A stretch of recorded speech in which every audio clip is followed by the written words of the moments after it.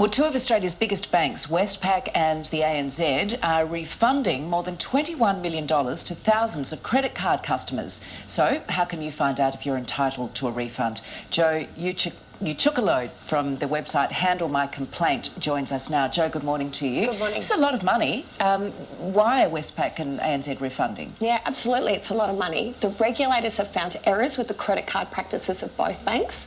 So Westpac is in the process of giving back $11.3 million to customers that have been affected by credit limit increases, specifically customers under financial hardship. And ANZ will refund over 50,000 business credit card account holders to the tune of $10.2 million.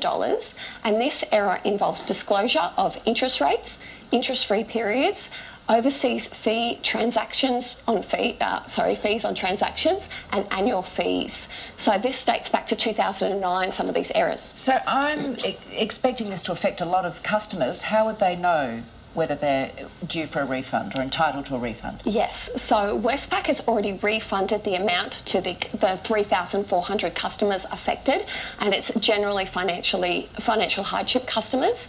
So what they've done is they have waived amounts owing of $8.3 million, which is a significant amount, and they've also waived $3 million in fees and interest to these customers. ANZ has contacted all customers affected, over 50,000, to say that the money is coming.